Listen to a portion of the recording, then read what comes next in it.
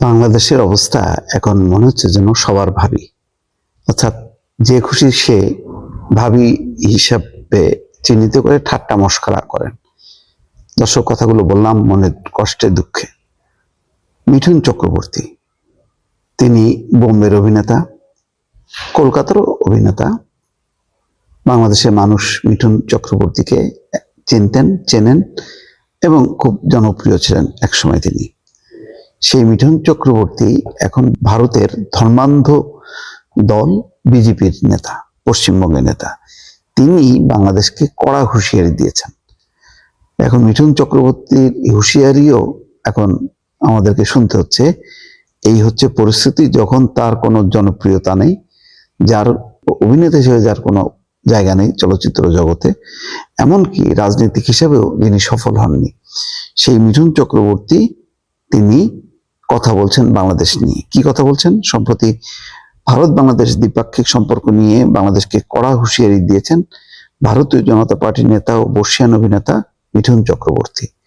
শনিবার হুগলির পান্ডুয়ায় বিজেপির সদস্য সংগ্রহ অভিযানে গিয়ে এই হুঁশিয়ারি দেন। মিঠুন চক্রবর্তী বলেন, বাংলাদেশ নিয়ে আমাদের আবেগ অনুভূতি রয়েছে, পশ্চিমবঙ্গের অনেকেই সেটা মনে করে, কিন্তু বাংলাদেশে এরকম হয়ে যাবে আমরা কোনোদিন ভাবিনি। আবেগের জায়গা নষ্ট হয়ে যাওয়ায় খুব কষ্ট পেয়েছি। কেন? কষ্টটা কিসের? মানে শেখ হাসিনা থাকলে ভালো হয়।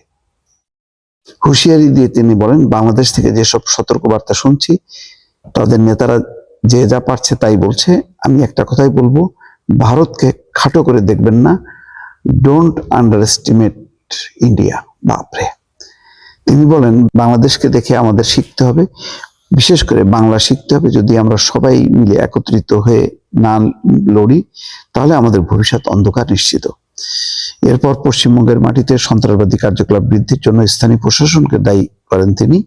যাই হোক, এখন কথা হলো যে তিনি বাংলা শিখতে বলছেন সবাইকে, যাতে সবাই মিলে বাংলাদেশের বিরুদ্ধে লড়াই করতে পারেন। বাংলাদেশের অপরাধটা কি? বাংলাদেশের অন্যায়টা কি? বাংলাদেশের অন্যায় হচ্ছে, এক স্বৈরশাসক ছিল সিরিয়ায়, সেই বাশার আল আসাদকে সেই দেশের জনগণ তাড়িয়েছে। তো তারা সশস্ত্র অভ্যুত্থান করেছে, তাদের অনেকের গায়ে জঙ্গি তকমা বা ইসলামী উগ্রবাদ, তারা অস্ত্র দিয়ে লড়াই করে হটিয়েছে বাশার আল আসাদকে। কিন্তু বাংলাদেশের মানুষ খালি হাতে এক স্বৈরশাসককে বিদায় করেছে। বরং বাংলাদেশকে তার কংগ্রেচুলেট করা দরকার যে গণতন্ত্র প্রতিষ্ঠায় বাংলাদেশের জনগণ অগ্রণী ভূমিকা পালন করেছে। তো বাংলাদেশের জনগণের পক্ষে না দিয়ে বাংলাদেশকে আরো হুঁশিয়ারি দিচ্ছে।